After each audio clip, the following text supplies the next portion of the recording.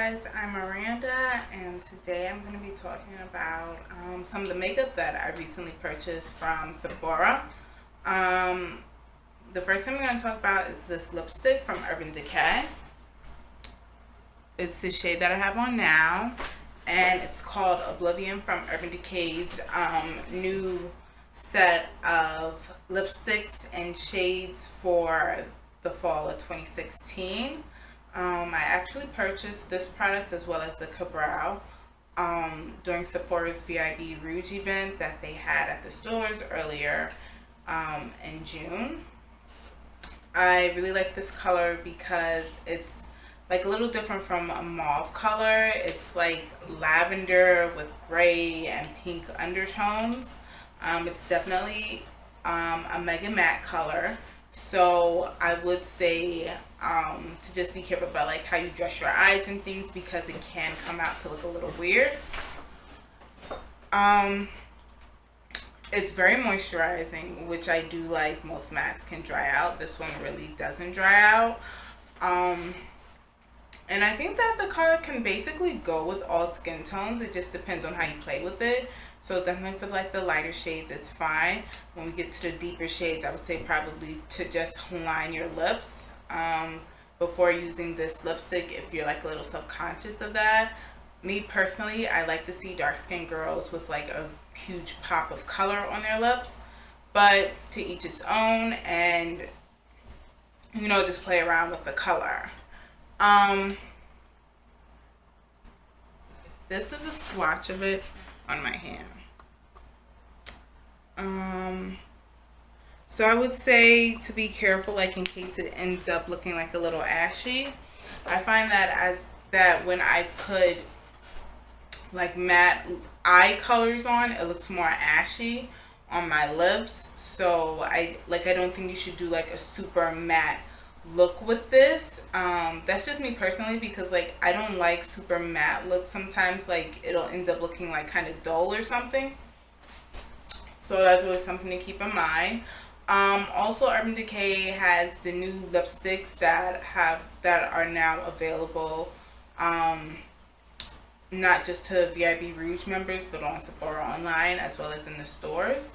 So if you don't like this color, you could definitely check out their other swatches. They have like 20 new shades. There's this one shade, I don't know the name of it, but it's green with like gold flecks in it, and I really want to get it. I think it would be perfect. I know like some guys don't like the dark colors on females, but I love it, and it's definitely something that we do for ourselves. So I think I'm just going to wait to get that color. And the price is like normal, I think. When you go to Sephora, you definitely pay more for your makeup. However, I feel like you get what you pay for. Then I also purchased the Brow from Benefit.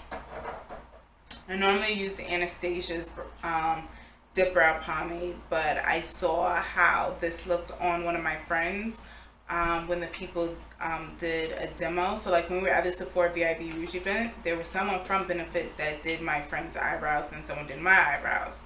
My friend's eyebrows looked more natural and mine's looked more dramatic. There were two different people who did our nails.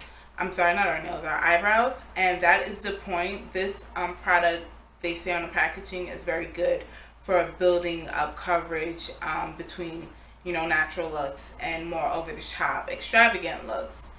I have the number 5 in the Dip Brow. It is what's on my eyebrows now. And this product also boasts that it lasts 24 hours and is waterproof. I personally don't have the problem with my makeup, like my eyebrow makeup coming off. However, I know some people have that problem, like their skin is like super duper oily or something, and they're afraid that it may shift around. So, you know, that's something to help with that. As far as it being waterproof, I don't know, because when I've used makeup remover wipes on my eyebrows, and it's come off without really me doing too much to get the product off of my eyebrows. So I don't know if it's just because it's a makeup remover and like the solution that is, or what. when I use the dip brow, my eyebrows lasted all day except for like if I rubbed it or something. So I mean, I've been using this for a couple of weeks now, and I don't have a problem with my eyebrows. So this is the bottle that it comes in, and then there's a twist off top with a brush. I don't use this brush. I use the number 22 Sephora brush, just because I saw someone do it and I like that it gives a very straight line. I felt that maybe it was a better quality product, because sometimes like when you use eyebrow brushes, they start to fray, so like your line isn't always super straight. This is the Anastasia. This is the Brow. So this is my second time purchasing this. I bought it because it lasts a long time, the Anastasia Dip Brow. And this is the size of the Benefit Brow. So when you look, like the Dip Brow by Anastasia is actually like double the size of this. So I would say that that's the main difference. However, I feel that the Benefit Brow is very good for beginners. I know a lot of people have problems using the Dip Brow. Like, you know, it's very creamy and you can end up putting a lot of the product onto your brush, which can sometimes make your eyebrows look really harsh. I've used this. The only reason why I replaced this is because I had it for over 2 years and it was starting to dry out. So I mean, 2 years for something that's $18 is definitely worth it. I forgot the price of this. I think it's still in the price range of like around $18 or something for this. The consistency is different. I feel that the Anastasia Dip Brow is more creamy, more, I guess, pigmented. I don't know. I feel that like if you're a beginner with Anastasia, you'll mess up. Especially with me, I don't put Anastasia at the beginning of my eyebrows. I put it more towards the end. However, I have been able to use the Brow towards the front of my eyebrows and to really build the coverage, which is something that I like. There is buildable coverage. It's not as heavy. And that is one of the things that is discussed on the package. So this is good for beginners. And I feel that this product is very good for being a counterpart or in the same range or a competitor to the Anastasia Dip Brow. You basically just have to try which one, see what you like better. The pros of the Anastasia, you get more for your money, and this one, the quantity.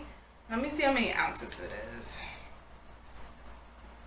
This is 14 ounces, the Anastasia.